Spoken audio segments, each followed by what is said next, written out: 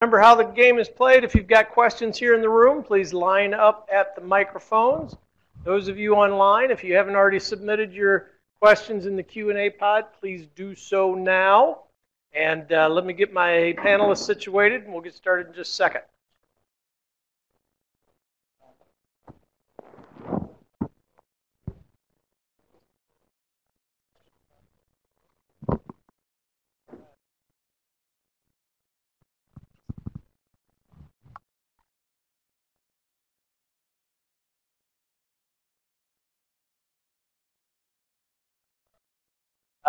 Microphone number 2, you are our winner, sir. Congratulations. Step right up to the microphone. Do I get a free dessert?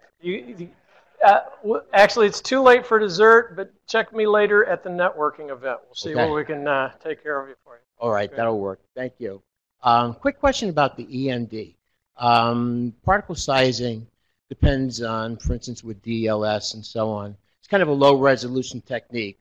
And if you dig into the numbers, how you generate a line from the diffusion coefficients and so on, it's kind of noisy. So, and you can do serial dilutions and so on. So the question is, how do you establish your equivalence, and how do you know or assess if it's over-discriminating?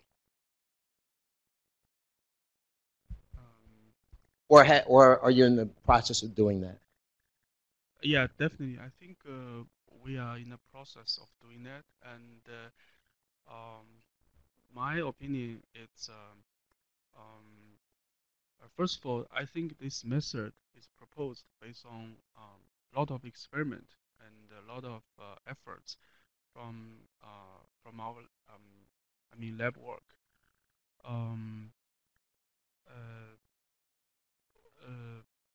I think I'm sorry, probably I cannot directly answer your question.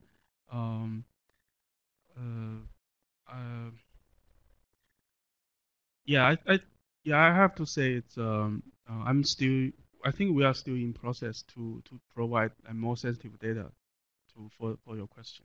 Yeah, same on our end too. So yeah, we're in the same boat. Okay, thank you. Thank you. Microphone number 1, nice and close for me, please. So this question is for Dr. Qin. So for the complex excipients such as PRGA, so how do we define the Q1, Q2 sameness in some quality attributes such as molecular weight and viscosity? So do we analyze the multiple lots of the RD and establish the range of the quality attribute, then to match that range? Yes, I think your question already contained the answer. You are encouraged to analyze the multiple lots of the RD to get a range, yeah, to see those what are the range of those characteristics and the variance. Right. Try to match with that range. So there's a chance that the originator had used the same one lot of excipient for multiple lot of the product. So we might end up with a range with very tight range. So that I just wonder how to figure out that.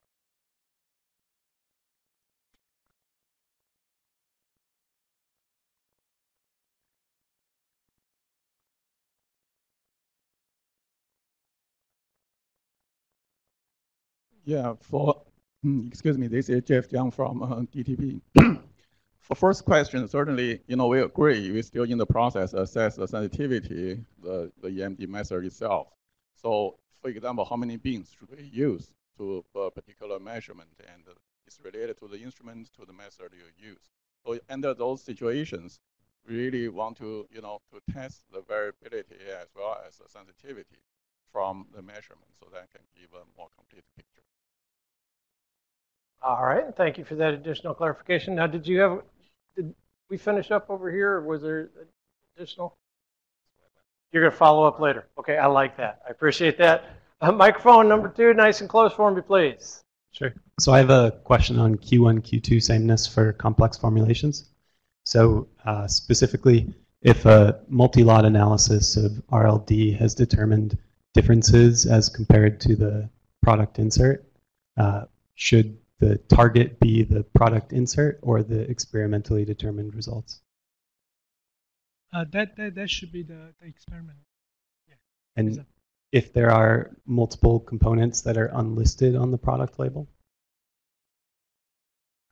So here, I think if you could kind of make your question more specific, what type of parameters you are considering here? Specifically referring to excipients that are not considered exception excipients. Okay, so I mean, so in general, yeah, like being presented in general for excipients, you know, so for example, for PLGA, because it's not compendial excipients, and also the reason we are pretty strict on this is because we know the function of the polymer has significant impact on the performance, and the property of the polymer can be altered by the manufacturing process. So for that reason, you know, we ask the comparative characterization to be done using the finished products. And then in general, the insert, based on with our knowledge, it doesn't really give you much specific information on those excipients. So that's why we see your analysis should be experimentally, you know, determined. And then, you know, for the certain parameters, for instance, for polymer, which is a random copolymer, then for certain parameters such as molecular weight, it will be always a distribution. So for that, that's why we encourage you to test multiple lots just to see what are the general variations associated with the ROD. And then that should be your target when you develop your finished product. But with that said, because we know the molecular weight of the PLG can be altered during manufacturing, so you really need to have that window as the endpoint when you start your program development. So if you, so basically what I'm saying is you could choose that as your starting point, but then for that case, you are at a risk because when you finish, your molecular weight may fall out of the range. So that's certain things you have to keep in mind when you design your formulation. I'll follow up later. Thank you. That's a follow-up during the break conversation. Let's take an online question if we could, please. This question is for Dr. Quinn. Because of the expected solvents interference, a 13C NMR may not be feasible to confirm end cap of a polymer. Can we use H1 NMR instead of 13C if we show it is possible to confirm N group like Exter N group? As I said, the C13 MMR is just one example. It's just one technique to demonstrate, to categorize the NCAP. But if the form has like other methods as well as it's a validated methods, I think we will accept. Okay, microphone number one, nice close for me. Hi, my question is for Dr. Meng Hu. Well, if you are using the EMD model for comparing the globule size determination, and if the RLD is showing more variability in the globule size pattern compared to your test product, then can you still use it to compare or for equivalency purpose? I think you're asking if the RLD itself shows variability. Is yes. it possible? Yes. Yeah, I think it still work because if we look at the equivalence approach, we compare the group of distance from RLD, individual RLD to the RLD center, with compare this group of distance with another group of distance from individual test to the RLD center. So if RLD shows the variability, actually I think the variability from test to the reference, it's also allowed in a certain range. So I think it's also work. Okay, microphone number two, please. Good afternoon. So we have seen the evolution of Q1, Q2, and now Q3 focus on the microenvironment.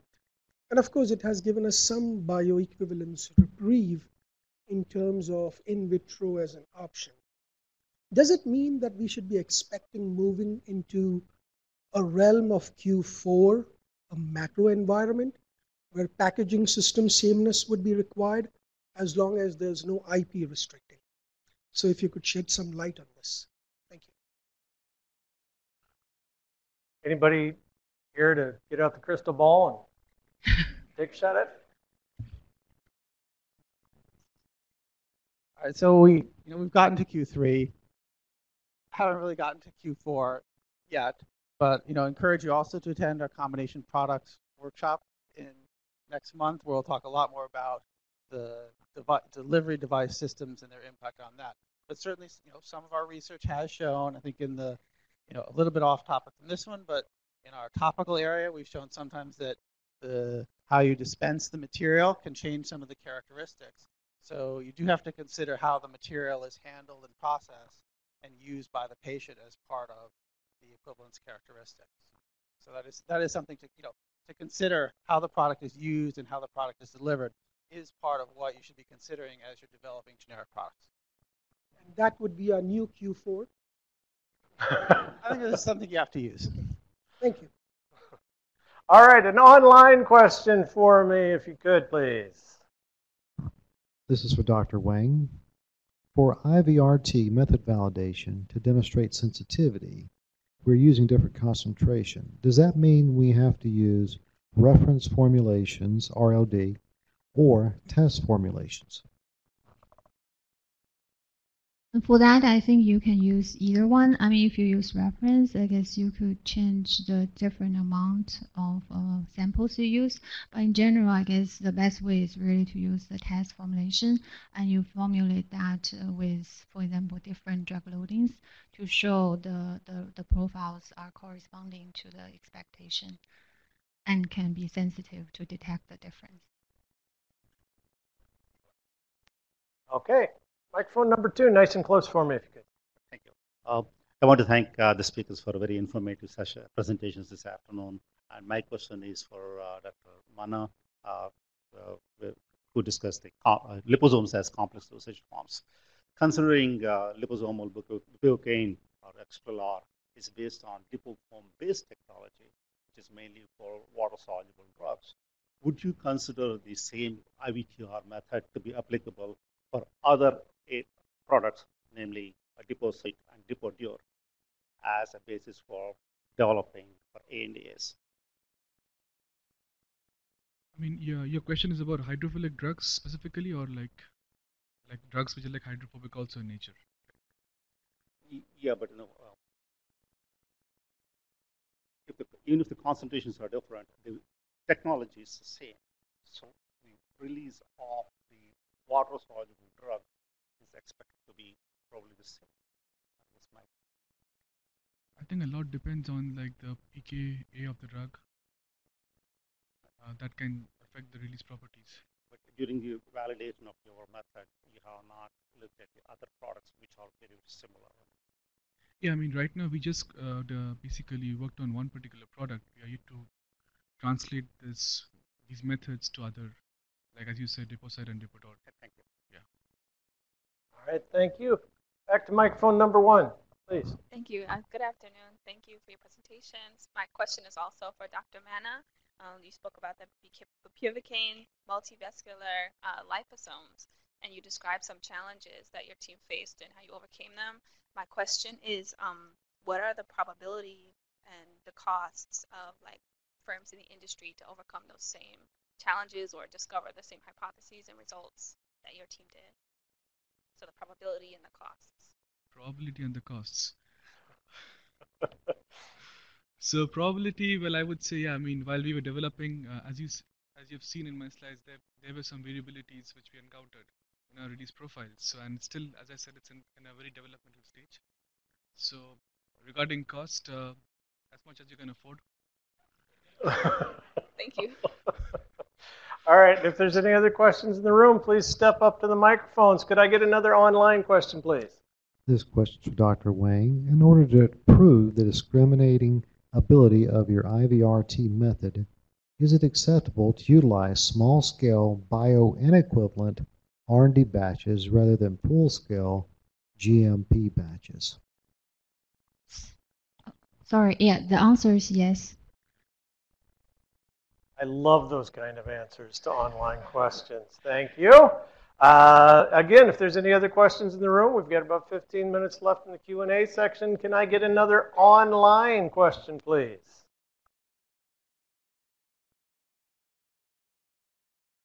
For Dr. Lee, how do you distinguish free drug from the liposome-associated drug in your release studies?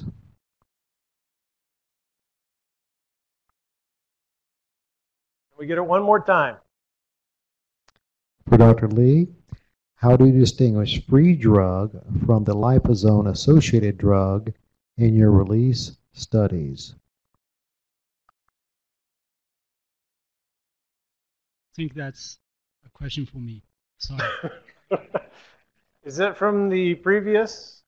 That was, sorry, it's typo. That was actually Dr. Manna. Oh, okay, for Dr. Manna. See, and you thought you dodged a bullet, but no, now it's actually for you. Go ahead. Okay, can I have the question one more time, please? I mean, I was just... Well, yeah, sorry about that. He had tuned out because you had directed it to somebody else, so go ahead and ask it one more time. How do you distinguish free drug from the liposome-associated drug in your release studies?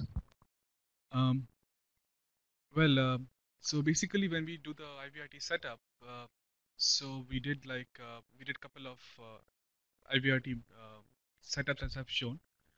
In the sample and separate method, we basically use like centrifugal process to evaluate the free drug. And with the USP2 method, we have used like a dialysis setup, and we have like in situ UV-Vis probe positioned inside the cartridges, which has which basically measures the free drug release from the liposomes.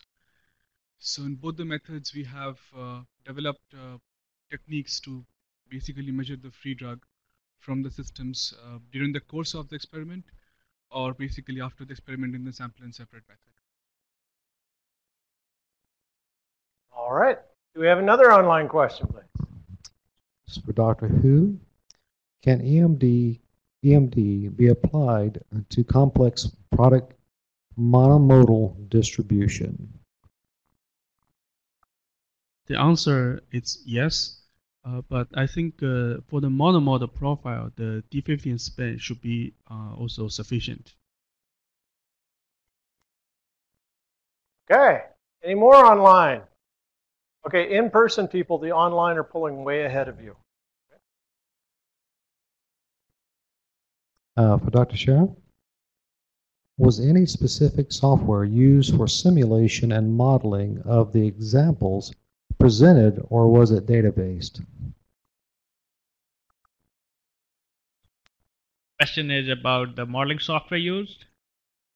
So yes, so we used FreeSource R and Berkeley Madonna softwares, and obviously we have other softwares in-house.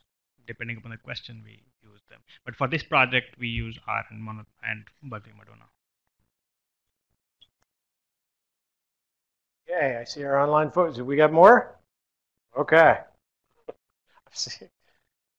We're arguing over which one goes next. For Dr. Hu, is SAS syntax detailed procedure, is it published by FDA on EMD analysis? Can you clarify the question? Can you say again the question? Can we get a repeat, Ray? Is SAS syntax / detailed procedure, is it published by FDA on EMD analysis? First of all, I'm not sure what is SAS something. I think it's a SAS. It's related to SAS. Yeah, I think Rob has something. All right, my interpretation of the question for you would be, is the source code for the EMD method available or going to be available? In current PSG, in our PSG, we attach a reference paper for this methodology, and if we look at the paper, the author of the paper actually released a free R software, R package, who implement the method in the paper.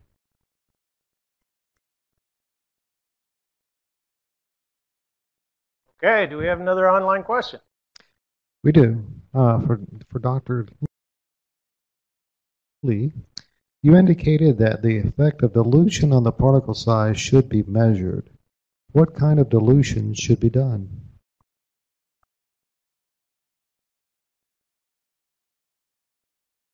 I guess the question asking is for if there's a dilution, then what kind of dilution should be done? I think it really depends on the firm. Obviously, that the firm will decide if there's a need for dilution, and if there's a need for dilution, then what kind of dilution should be used to really give us the clear picture of the drug product property. As the FDA, I don't think that we dictate what kind of dilution or how much dilution should be done. All right. Go ahead, Ray. Yeah. For Dr. Sharon, could I use tighter criteria to justify a shorter study duration for other products using a modeling approach?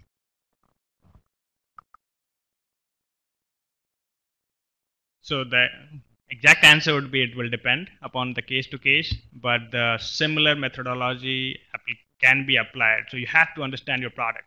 You cannot just blindly apply any method to any product. But in general, you should understand first the product, and as I said in the last slide, you can look at the models which are already published, and if you can determine what the absorption parameters are, and based on that, if it's reasonable for you to propose that, you can propose that. All right, how are we doing with the online questions? We got one or two more? One just came in for Dr. Quinn. Oh, just in time. Does comparative characterization apply to all polymer ingredients or just PLGA? For the presentation, I just use PLGA as an example. Actually, if it's a complex formulation contain non-compendial excipients, it's highly recommend you characterize the excipients. And if you have any question, you're welcome to submit a pre-ANA meeting request for discussion. Okay, and in the room. Right up by the mic, please. Go ahead. I have another question. So this one pertains to the section on metal colloids. I'm curious to probe a little bit more on the delineation between impurities and things that are considered part of your colloid. And in particular, you were talking about things such as labile iron and low molecular weight species and potentially iron 2 as being things that may be considered impurities as opposed to criteria for sameness. Can you comment on where the distinction is between those and if you do need to match those characteristics as part of your sameness plan? Okay, so let me answer you the second question. Yes, you should basically match up the in terms of iron, drug product that we're talking about. You need to match the colloidal or colloidal iron content versus from RLD versus the generic drug product. In terms of the distinction between the impurities, I think that is obviously a review issue that probably should be addressed by individual ANDAs because the drug products, the iron complex drug products we talk about, they actually have different molecular weight. You have a larger molecular weight, iron complex, and smaller. And obviously those impurity definition between those would be different. Thank you. Okay. And with that, since we've got a little bit of extra time before we end the discussion on session 3 topic, I just want to check with the panelists. Any thoughts that occurred to you that you'd like to share before we wrap up? I do have one comment with regarding the question in terms of the dilution. So a lot of times the firm would provide us a decision on how they're going to conduct the experiment. But a lot of times what we really would like to see is actually, in addition to the decision, also justification for how you come up with a decision in terms of a dilution or any other experiment. So from a review standpoint, what we really appreciate is from the industry to provide more reasoning in terms of why you design this experiment and how you design this experiment. And that really will help us to understand the data and also to assess the quality of the data package. Thank you. Okay, and I know we've got a lot of SMEs back in the back of the room. Any final thoughts on this topic before we wrap it up? Nope, I got waved off. Excellent. Please help me thank the panel for coming back and sharing all their answers.